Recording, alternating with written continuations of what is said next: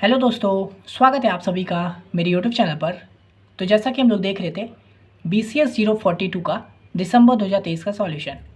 तो आज हम लोग देखने वाले हैं इसका क्वेश्चन नंबर 3 का A और B। तो देखिए ये क्वेश्चन कह रहा है what is spanning tree, explain application of spanning tree. तो हम लोग को पूछ रहा है स्पैनिंग ट्री क्या होता है, एप्लीकेशन क्या होता है। 4 मार्क्स का क्वेश्चन है, सिंपल लिखेंगे। चलिए तो देखिए, a spanning tree of a graph is a subgraph that includes all the vertices of the original graph and is connected। ठीक है, तो स्पैनिंग ट्री क्या होता है ना, ग्राफ के ही हिसाब से होता है। तो स्पैनिंग ट्री मतलब कि एक सब ग्राफ, यानी कि उस ग्राफ का भी सब ग्राफ जिसमें जितने भी वर्टिसेस हैं, यानी कि उसमें जितने भी वैल्यू है सभी कनेक्टेड हो। ठीक है, बट कंटेन नो साइकिल, लेकिन उसमें किसी तरह का कोई साइकिल ना हो। It if the original graph has n vertices, the spanning tree will have exactly n-1 edges। देखिए ये स्पैनिंग ट्री जो है, मिनिमम स्पैनिंग ट्री, अगर आप लोग थर्ड सेमेस्टर में पढ़े होंगे, सेकंड में भी पढ़े होंगे, तो ये सब क्वेश्चन था MCS 21 में, है ना। वो मिनिमम स्पैनिंग ट्री फाइंड करने बोलता था, तो मैं वो सब भी पढ़ा चुका था। अगर आप लोग थर्ड सेमेस्टर में देखे होंगे कंटेंट, तो है ना, MCS 21 का ही है। तो स्पैनिंग ट्री मतलब क्या, उस ग्राफ का ही सब ग्राफ जिसमें सभी जितने भी उसके वैल्यू हैं सब कनेक्टेड हो, यानी वर्टिसेस सारे कनेक्टेड हो, और उन दो सबके बीच में किसी तरह का कोई साइकिल ना हो। समझे? अगर इसको एग्जांपल की तरह समझे तो मान लीजिए ये हम लोग का ग्राफ है ABCD, है ना, उसके बाद EF, E हो गया, F, इस तरह से हम लोग का ये ग्राफ है। तो हम लोग को अगर इसको सिंपली भी देखा जाए तो इस तरह से बना सकते हैं, A से B हो गया, B से E हो गया, E से F हो गया, और C हो गया, और D हो गया। ये एक तरह से इसका स्पैनिंग ट्री हो सकता है। देख रहे हैं इसमें सब जितने भी ग्राफ है वो सब कनेक्टेड है, मतलब जितने भी वर्टिसेस है सब कनेक्टेड है और किसी तरह का कोई साइकिल नहीं है। समझ रहे? तो इस तरह से ये हो गया हम लोग का स्पैनिंग ट्री। तो वही है स्पैनिंग ट्री। अगर ओरिजिनल ग्राफ में n वर्टिसेस है, यानी कि n वर्टिसेस मतलब n वर्टिसेस है, तो स्पैनिंग ट्री में n-1 एजेस होंगे। समझे? तो स्पैनिंग ट्री में देखिए n वर्टिसेस मतलब ये इतना 1 2 3 4 5 6, तो 6 वर्टिसेस है। तो स्पैनिंग ट्री में कितने होने चाहिए एज मतलब ये लाइन जो जिससे कनेक्टेड है, तो एज मतलब n-1। तो अगर यहाँ पे 6 है तो n5 होना चाहिए। तो यहाँ देखिए कितने हम लोग का 1 2 3 4 5। समझे? देख रहे 1 2 3 4 5। तो हम लोग का अगर n वर्टिसेस है तो n-1 क्या होता है, एज होता है स्पैनिंग ट्री में। तो यहाँ पे भी देखिए 5 है। समझे? तो ये हो गया हम लोग का स्पैनिंग ट्री। अब देखिए एप्लीकेशन ऑफ स्पैनिंग ट्री कहाँ कहाँ यूज़ होता है। तो सबसे पहले तो भाई मिनिमम स्पैनिंग ट्री फाइंड करने के लिए होता है कोड वगैरह में। तो it reduce total cost in network where edge have weight, example Kruskal algorithm. समझे? स्पैनिंग ट्री में आप लोग बहुत तरह स्पैनिंग ट्री पढ़े होंगे, प्रिज्म एल्गोरिदम। तो मिनिमम स्पैनिंग ट्री में क्या होता है भाई कि टोटल कॉस्ट, मान लीजिए ये जो है, ये जो स्पैनिंग ट्री इसमें ही कॉस्ट दिया रहता है, ये 2 से जा रहा है, ये 3 से जा रहा है, ये 4 से जा रहा है, ये 5 से जा रहा है, ये 3 से जा रहा है, ये 6 से जा रहा है, ये 1 से जा रहा है। तो अगर सबका वेट होगा तो मिनिमम स्पैनिंग ट्री में क्या होता है, मिनिमम वैल्यू जिससे ये सारा कनेक्टेड हो जाए। तो ये क्या करते हैं, MST फाइंड करने के लिए, टोटल कॉस्ट फाइंड करने के लिए होता है, जहाँ पे एज पे वेट दिया रहता है। वेट मतलब ये वैल्यू है ना, ये 2 3 4 ये सब वेट कहलाता है। तो MST फाइंड करने के लिए होता है। और होता है दूसरा नेटवर्क डिज़ाइन के लिए, use to prevent loops in Ethernet network with the spanning tree protocol. Network design में भी यूज़ होता है एथरनेट नेटवर्क में, जहाँ पर हम लोग को लूप से प्रिवेंट करता है स्पैनिंग ट्री प्रोटोकॉल लगा के। समझे? तो ये 2 एप्लीकेशन आपने समझ जाइए कि ये था हम लोग का डेफिनेशन। 4 मार्क्स का क्वेश्चन है, 2 एप्लीकेशन लिखे काफ़ी है, ये मेन था डेफिनेशन लिखना, तो आपको आराम से नंबर मिल जाएगा। ठीक है, अब देखिए हम लोग इसका B नंबर देख लेते हैं। तो ये क्वेश्चन कह रहा है right and explain Dijkstra single source shortest path algorithm. ठीक है, तो यहाँ पे डाइजेक्स्ट्रा एल्गोरिदम बोले या कुछ भी बोले, ये सिंगल पाथ वगैरह वो सब एक ही है। तो चलिए हम लोग लिख लेते हैं, एल्गोरिदम लिखने बोल रहा है तो चलिए लिखते हैं। तो देखिए डाइजेस्ट का एल्गोरिदम भी वही किस में काम होता है हम लोगों का, वही ग्राफ वगैरह में। तो देखिए first we will mark the source node with a current distance of 0 and set the rest of the node to infinity. समझे? तो देखिए डाइजेस्ट्रा एल्गोरिदम का एक एग्जांपल देखते हैं। तो ये हम लोग का एल्गोरिदम मतलब ये दिया हुआ है ग्राफ, इसका सारा एज का वैल्यू दिया हुआ रहता है। तो हम लोग इसमें डाइजेस्ट्रा एल्गोरिदम कैसे लगाएंगे उसमें, तो हम लोग क्या करेंगे, first we mark the source node with a current distance of 0 and set the rest of the node to infinity.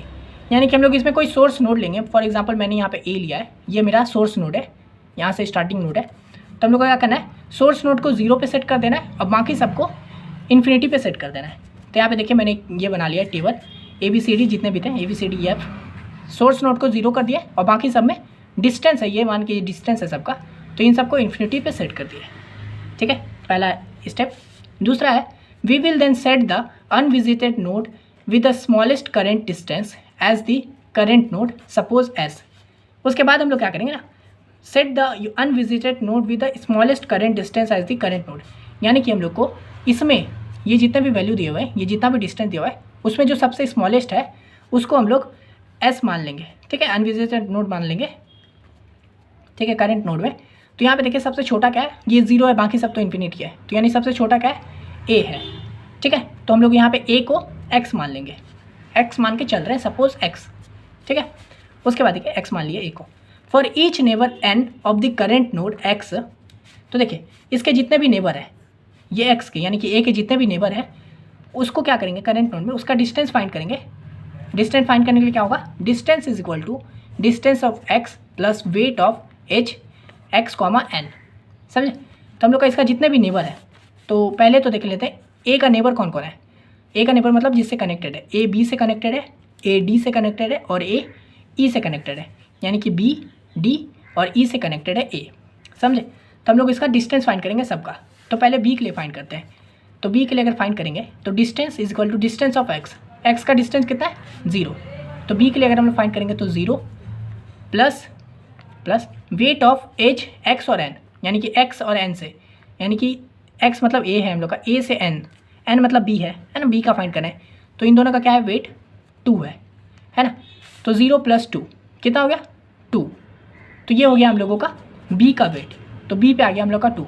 इसी तरह से इसका और क्या है, इसका नेबर कौन है, डी है, तो डी पे भी हम लोग सेम फाइंड करेंगे। तो डी का क्या हो जाएगा, वेट ऑफ एक्स, वही डिस्टेंस ऑफ एक्स, तो डिस्टेंस ऑफ एक्स तो 0 ही है, plus weight of H x और एन, एक्स मतलब ए ही है और एन मतलब इस बार हम लोग डी का देख रहे हैं, तो डी पे कितना है, ए और डी में कनेक्टेड है 3, तो 3, तो इसका डी का क्या हो जाएगा 3। इसी तरह से ई का होगा 2। ठीक है, तो ये हम लोगों ने नेबर सबका फाइंड कर लिया। If it is smaller than the current distance of N, set it as the new current distance of N. फिर वहीं पे अगर ये जो हम लोग डिस्टेंस फाइंड किए, जैसे यहाँ पे बी का 2 आया था, अगर ये जो 2 है वो स्मॉलर देन है current distance of N, current इसका भी क्या है, इन्फिनिटी है, सॉरी बी का ना, बी का करंट क्या है, इन्फिनिटी है। तो अगर ये इन्फिनिटी से छोटा है, अगर ये लेस देन है, स्मॉलर है, तो हम लोग इसको न्यू सेट कर देंगे। तो यानी कि बी क्या इन्फिनिटी से 2 छोटा है, हाँ ऑब्वियसली छोटा है, तो इसलिए यहाँ पे हम लोग 2 सेट कर दिए। समझे? तो इस तरह से काम करेगा। We will then mark the current node X as visited. उसके बाद हम लोग ए को जो है, ए को हम लोग विजिटेड कर देंगे कि भाई ए विजिट हो चुका है। उसके बाद we will repeat the process from step 2 if there is any node unvisited left in the graph. उसके बाद हम लोग क्या करेंगे, ये रिपीट स्टेप 2 से फिर से चीज़ों को रिपीट करते जाएंगे, तब तक करेंगे जब तक कि एक भी अनविजिटेड ग्राफ लेफ्ट इसमें बचा रहेगा ग्राफ में। समझे? तो बस यही प्रोसेस करते जाएंगे, फिर चेक करेंगे। फिर यहाँ पे अब वही सेम चीज़ होगा। ये तो हो गया सोर्स इन्फिनिटी वाला। उसके बाद क्या करेंगे, अनविजिटेड नोड को स्मॉलेस्ट जो भी उसका करंट डिस्टेंस में होगा उसको करंट नोड मान लेंगे। तो इन पूरे में से सबसे छोटा कौन सा है ना, तो बी है और ई है, दोनों का 2-2 वैल्यू है, तो इसमें सबसे छोटा मान लीजिए मैंने बी को ले लिया, तो हम लोग बी को मान लेंगे। तो अब बी क्या हो जाएगा, एक्स हो जाएगा, यानी बी एक्स हो गया। उसके बाद वही सेम जितना भी एक्स का नेबर है, यानी कि बी का नेबर कौन कौन है, बी का नेबर है सी, ए और डी। ए तो भाई विजिटेड है तो ए को नहीं जाएंगे, यानी कि सी और डी पे गए। समझे? तो सी पे जाएंगे, डी पे जाएंगे, तो सी का फिर वही ईच नेबर, यानी कि यहाँ पे सब नेबर जितने भी एन है करंट नोड का, फिर वही डिस्टेंस फाइंड करेंगे जैसे बी के लिए किए थे। तो सी के लिए फिर से मान लीजिए फाइंड करते हैं, तो क्या हो जाएगा, distance of x, distance of x क्या है, 2 है ना, 2 हो गया डिस्टेंस ऑफ एक्स, प्लस यहाँ पे जैसे पहले 0 था तो यहाँ पे भी तो 2 है, 2 और मान लीजिए डी पे जा रहे हैं ना, बी से सॉरी सी पे जा रहे थे, सी का फाइंड करें तो सी का 2 हो गया, प्लस उसके बाद क्या है, वेट ऑफ एच एक्स और एन, यानी कि बी से लेके एन, एन क्या है अभी हम लोग का 2 मान के चल रहे, तो 2 मतलब सॉरी सी मान के चल रहे, तो इसका वेट क्या है, 2 है, तो 2 + 2 4 है कि नहीं, तो 4 है। तो हम लोग क्या करेंगे, अगर ये स्मॉलर देन है करंट डिस्टेंस ऑफ एन, तो हम लोग इसको न्यू करंट मान लेंगे। तो सी का भी 4 आया है, सी का पहले क्या था, इन्फिनिटी है, हाँ भाई छोटा है, तो हम लोग सी पे 4 कर देंगे। समझे? और इसी तरह से फिर बी का डी के साथ भी फाइंड होगा, फिर यहाँ पे 4 हो जाएगा। इस तरह से ये आगे बढ़ते जाएगा और हम लोग शॉर्टेज डिस्टेंस फाइंड कर लेंगे। समझे? तो इस तरह से हम लोग का डाइजेस्ट्रा एल्गोरिदम काम करता है। ये था इसका एल्गोरिदम, पर आराम से इसको पढ़ लीजिएगा, याद कर लीजिएगा। तो यही था इस वीडियो के लिए, आशा करते हैं वीडियो समझ में आ गया होगा। अगर आपको ये वाला PDF के फॉर्म में चाहिए होगा, जैसे ये एल्गोरिदम वगैरह बाद में याद करने के लिए, अगर आपको ये पूरा PDF के फॉर्म में चाहिए होगा BCS 42 का दिसंबर 2023 का सॉल्यूशन, तो मैं ये आपको प्रोवाइड करवा सकता हूँ। इसके लिए आप सिंपली मेरे को इंस्टा पे मैसेज कीजिए, इंस्टा का लिंक डिस्क्रिप्शन में दिया हुआ है, वहाँ पे आके इस वीडियो का लिंक कॉपी कर दीजिए, मैं आपको ये PDF वहाँ पे प्रोवाइड करवा दूँगा। ठीक है, अगर आप इस चैनल पर नहीं हो तो एक बार जरूर एक्सप्लोर कर लीजिएगा। मैं यहाँ पर प्रॉपर पढ़ाई करवाता हूँ IGNOU BCS से related, first, second, third, fourth सभी का, तो एक बार ज़रूर देख लीजिएगा। मिलते हैं नेक्स्ट वीडियो में, तब तक के लिए धन्यवाद।